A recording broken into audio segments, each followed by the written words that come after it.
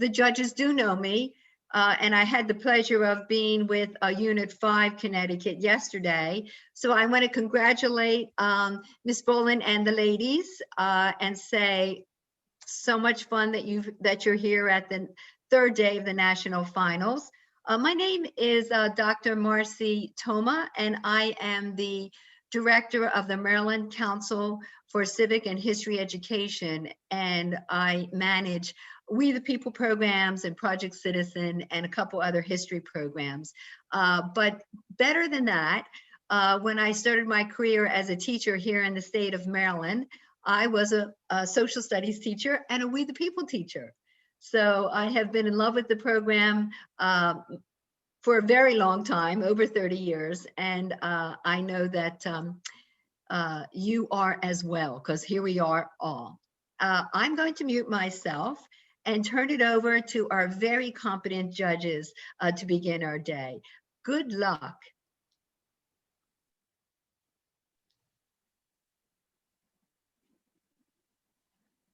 Lesson number 1. Hi, I'm Candida Steele, and I'm retired as a judge on the U.S. Civilian Board of Contract Appeals, and I handled federal government contract disputes around the country. And thanks to Marcy, I've been with the program for 20 years now, I think.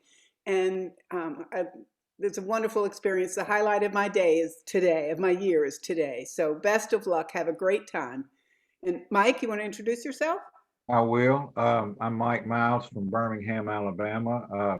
Katie, every time I think we've gotten this right with y'all, you make us come back for some remedial learning, y'all. But you've taught me an awful lot about Unit 3 over the weekend. You'll teach me a lot about Unit 4 today. You have a wonderful team, and listening to y'all over the weekend was, you notice the y'all, guys. Y'all is an Alabama term, which, you'll have to deal with sometimes. But y'all were wonderful over the weekend. It's not surprising at all to see you here this morning. Thank you very much. Good morning, Connecticut. My name is Gus Chin. I'm a municipal judge from Utah. Congratulations on being here, and good luck today. Great. Would you tell us who you all are? Good morning, judges. We are Unit 4. Our unit focuses on the values and principles embodied in our Constitution. My name is Supriya, and I will be studying anthropology at Dartmouth College next fall. Hello, my name is Gabby, and I will be studying biochemistry at the University of Miami. And I'm Ashley. I'll be studying psychology at the University of Virginia. But for now, we are all seniors at Trumbull High School. This is our teacher, Miss Boland, and we thank you for being here today. Welcome, everybody. Welcome, welcome. So the question that we're going to ask you, we've decided we'd like to ask you question 2. And I'll read that for the record. Members of Congress are not only legislators, but they, quote, are also inquisitorial and should meet frequently to inspect the conduct of the public officers. How effectively do you believe Congress has used its investigatory power? Explain the differences, if any, between Congress's power to investigate and the power of oversight. Which power, in your opinion, is more significant? How effectively do you believe Congress has used its oversight powers? You may begin. Reading for the court in the 1927 ruling McGrain versus Daugherty, Justice Van Devanter stated that the power of inquiry with the process to enforce it is an essential and appropriate auxiliary to the legislative function. We agree with George Mason when he said during the convention that legislators must be inquisitorial and inspect the conduct of our public officers. Since its first investigation of St. Clair's defeat during the Revolutionary War, Congress has exercised its investigatory power to examine matters on broad topics, including bribery, financial scandals, and even natural disasters and public health crises. Congress has used this power to investigate the Teapot Dome scandal, organized crime in the 50s, the Challenger explosion, and the attacks on 9/11. Although the Constitution does not expressly give Congress the power to investigate, a series of rulings since 1927 have reaffirmed it. It is in the absence of information the court held that Congress cannot legislate wisely or effectively, as upheld in Quinn versus United States and Watkins versus United States in the 1950s. Congress has often exercised its investigatory power in conjunction with its power of oversight. This includes the power to monitor and supervise the operations of the agencies it creates.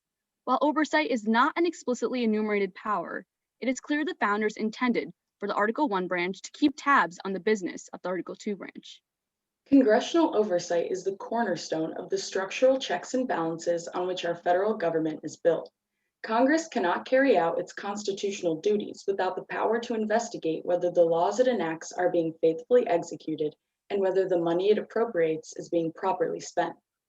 For decades, Congress has utilized the committee system to investigate executive transgressions, ranging from Iran-Contra to the CIA's use of enhanced interrogation techniques. The ability to serve subpoenas, interview witnesses, and hold both public and private hearings has proven vital to providing transparency to the American people. While both investigation and oversight are useful tools at checking the executive branch, we believe that oversight is the more significant congressional power. Effective oversight leads to effective investigation of the executive branch. Perhaps Congress's most powerful oversight tool is the Government Accountability Office, which sends Congress information on budgetary issues for everything from education, healthcare, homeland security, defense, and natural resource management. Congressional hearings have always reflected a political tone, and we see in the last few decades that the power of oversight has been compromised by the grandstanding of its members. With the proliferation of news media and gerrymandered districts that discourage compromise on both sides, these hearings have taken on a new role as a platform for grandstanding. Members of Congress have been criticized for not effectively using the power to investigate, for ceding power to the executive, and for using the institution for personal advancement rather than the promotion of the common good. As our Senator Chris Murphy said, there will always be a risk of grandstanding when you are trying to oversee the executive branch. We agree with Senator Murphy, but Congress is not the only one to blame. Executive privilege, immunity, and the refusal to respond to subpoenas are often employed to withhold information from Congress and has damaged the effectiveness of congressional oversight.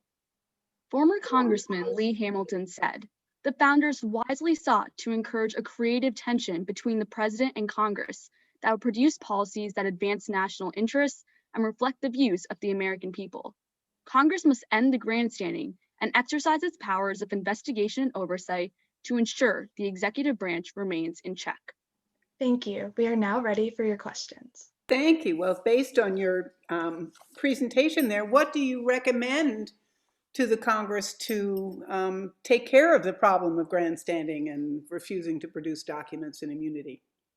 Well, I think that one way that we can really kind of fix this issue of grandstanding is by reducing the amount of televised hearings and kind of getting rid of the news media aspect of this, because we see that that's kind of what's made this grandstanding a place for congressmen to use it as a way to just get that soundbite. And this can be really seen in the Brett Kavanaugh hearings when then Senator Kamala Harris asked Brett Kavanaugh, can you think of any laws that give the government the power to make decisions about a male body? And this actually spiraled over 30,000 retweets on social media. And so we can kind of see that that's the way it's kind of been used to really get that name out there. So I think that definitely by targeting the news media aspect, we can sort of fix this. I agree with Supriya, but I think also that Congress needs to hold more people accountable. And I think that when we look to the history of our nation, like in 1927 with McGrain versus Daugherty, in this case, it strengthened subpoena powers of Congress, and it allowed Congress the power to compel witnesses to testify. And even back then, the brother of the Attorney General was arrested because he refused to testify during the Teapot Dome scandal investigation. But these days, we are not holding people accountable, and we do not lock up people for contempt of Congress for not supplying information. And I think that Congress, by holding more people accountable and demanding subpoenas and documents, we can have more effective investigations. Thank you. Why don't we don't need to hear from everybody on the same question. We want to get more in. So why don't you go ahead and ask, Mike? All right. The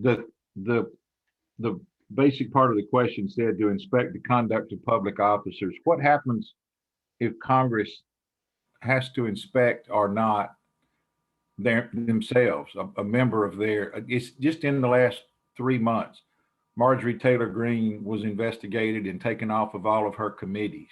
Matt Gaetz is being zeroed in on for a whole different matter. Apparently there's going to be an investigation of him. A congressman from my state incited a riot and is running for the Senate, and nothing has happened to him. What standard should the Congress use to decide whether to investigate one of their own members? Well, I think that we've seen that it's already, we look to this idea of the spinelessness of Congress. We've already seen how difficult it is for congressmen to not only investigate and conduct oversight over the executive branch, but not only that, but also its members. We see that there's this idea to former Speaker of the House, John Boehner, when he said, we have a system that incentivizes behavior that is dangerous. There's a lure to being a noisemaker rather than a policymaker. So I think that while we see that this idea that the executive branch and Congress not effectively investigating and conducting oversight, that it also, just as you said, we need to hold these politicians in Congress to the same standard. And I think this really comes down to actually we the people and civic education. I think we can look to the words of David Adler when he says that we must be Madisonian monitors. We must hold politicians accountable and put those in office who are willing to actually conduct oversight and hold not only the executive branch, but also each other accountable. Thank you very much. Gus? I'm curious, in one of your responses, you said the media may be part of the problem with the grandstanding issue. However, given the inability of the general public to be able to observe or know what's happening, wouldn't it be advisable to make sure we have that medium available so the public at large could see and there's transparency as to what's happening with respect to these hearings? I would actually have to agree with you and disagree with Supriya, because I think that it is important, as the people's branch, Congress is directly elected by the people, that the people need to be able to watch these hearings and be able to be in tune with our government. And as Justice Brandeis said, sunlight is the best disinfectant. Congress must be transparent. So I think that this should be open to the public and hearings should be public. Because although, like our Senator Murphy said, there will always be a risk of grandstanding when you are trying to oversee the executive branch, I think it is important for the people to be able to be in tune with our government. I would actually deny what I had said initially, because I think that this idea of transparency, while it is absolutely critical, it's kind of in our current day been overshadowed by the aspect that politicians are using grandstanding as a way to just kind of attack political rivals. And it's become a place that's extremely polarized, that we've seen kind of damage all aspects of our country. But this is a place right in Congress where we see that a special partisanship. And we can really look towards the Benghazi investigation, when Kevin McCarthy asked Hillary Clinton and said, when he made the statement saying everybody thought Hillary Clinton was unbeatable. So we put together a Benghazi special committee, a select committee. What are her numbers today? Her numbers are dropping. Why? Because she's untrustable. And no one would have known what had happened had we not thought and made that happen. And so that's something that we really see in these investigations, is that partisanship. And we even saw that in the Mueller investigations against President Trump. So I think that although media and having that transparency is extremely important, I think that it's being overshadowed by the idea of just using it as a political tool. I would disagree with Supriya, because I think that we can look, just as Ashley said, to the importance of media. We saw in the hearings in the 1950s with interstate commerce that this actually was the most televised event. 30 million people from all across the country tuned in to these hearings, and it actually brought awareness to the country about public safety and organized crime that was actually happening in the 50s. And I think also the importance of the media puts public pressure on hearings, and we see the importance of whistleblowers coming forward. We even see that there is a resolution in Congress right now, the Whistleblower Improvement Protection Act, where we've seen that as the executive branch has expanded so greatly, even after FDR's New Deal and post-World War II, that the executive branch has expanded to so far beyond what the framers could have ever intended, that now there are over 180 agencies, a staff of 4 million people, and a budget of $3.9 trillion. On the other side, Congress only has a handful of agencies, a staff of 30,000, and a budget of $45 million. So I think that as Congress has become so overshadowed by the executive branch, that the importance of media still stands today. Thank you. Do you think that the Benghazi hearings were more investigative or oversight, or none of the above?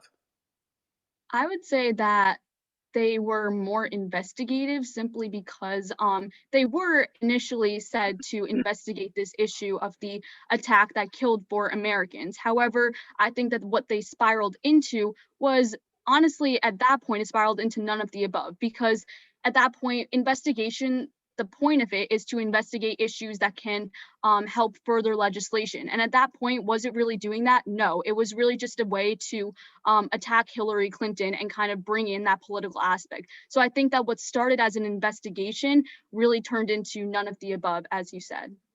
Can you all think it, sorry to jump in, gentlemen, can you think of a good example of a investigation hearing that led to legislation? I mean, can you think of an example of how it works rather than how it doesn't? Well, if we look to the Vietnam War hearings during the 60s, for the Vietnam War hearings, this was effectively able to bring public attention down, or public perception of how the president was handling the war, from 63% to 49%. So although this isn't direct legislation, I think that just by shifting the public attention onto the fact that we should not have been in the war in the first place, I think that this was able to change people's minds and lead to effective change. And I think that we can also see another example of when an investigation has led to effective change within Major League Baseball and the investigations of performing enhancement drugs. That has been an issue within Major League Baseball for decades, and Congress actually finally took a stand and conducted investigations, and this actually led to less use of performance enhancing drugs and steroids in Major League Baseball. And another really controversial investigation, obviously, was the Watergate scandal. And although this didn't necessarily lead to legislation, it did have extremely big changes in the eventual resignation of former President Nixon and Gerald Ford's very controversial pardon of Nixon. And that's still seen as one of the most controversial pardons and questionable pardons to this day because of the fact that he pardoned a previous president. So I think that that was definitely a very impactful result of an investigation. Hey, Mike. Well, I think you've only got 30 seconds. Let me try a yes or no. With Fox News and MSNBC and all these watching everything every day, with Gabby's reference to this word, would you be a whistleblower today? Or are you just submitting yourself to some terrible, agonizing period of time in your life if you agreed to do that? Well, I think that we have to look to both sides, that whistleblowers have, may I finish my thought? Also, please let her finish that if Candy doesn't mind.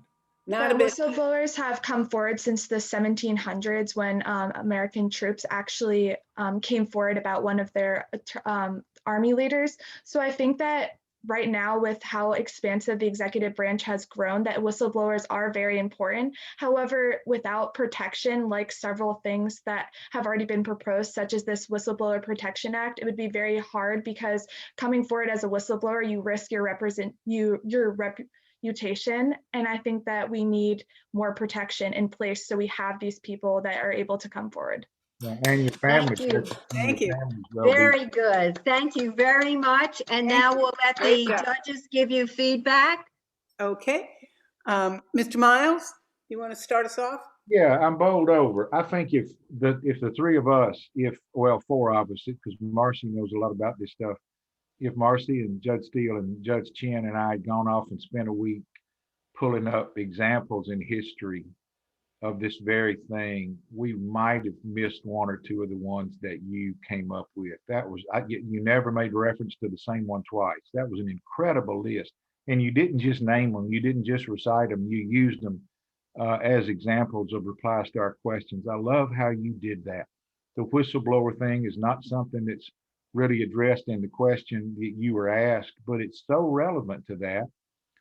And you tied it in. A lot of us in Alabama, and this is not a political statement, what Representative Mo Brooks did was not a good thing. And he did it so that he could run for Richard Shelby's seat in the Senate. And he's not really getting a lot of investigation into what he did. And a lot of people in his own state are very frustrated about that. The difference in standards of what they applied to Marjorie Taylor Greene and to Matt Gaetz and to others is mystifying. It's hard to figure that other than who's in the majority in the House at that time. Dr. Adler, as you know, is very involved in this program, and he would be very honored that y'all used a quote from him in your presentation. That would mean a lot to him. And when the four of us see him, we will tell him that. He will be very pleased. I told Unit 3 this yesterday in closing candy. I encourage them to stay in touch with Katie. My civics teachers had a tremendous influence on my life. And until one of them is still alive now, I checked yesterday, Katie, one of the two of them has gone now, but one of them is still alive, and I'm going to call her Wednesday or Thursday and tell her what I got to see and hear this week. Stay in touch with Katie. She can be a great influence in your life because think how she already has been. Thank you for today. This was so much fun. Thanks. Judge? Thank you. Lovely job by all of you. I appreciate the depth of your opening remarks. You covered offices, you covered the committee issues, you raised the issue of the grandstanding, the executive privilege, you introduced the issue of immunity. So you gave us a broad brush approach, and thank you for being responsive to our questions. And the fact that you had that level of disagreement was not negative, but very positive, because you could support your different positions with good examples.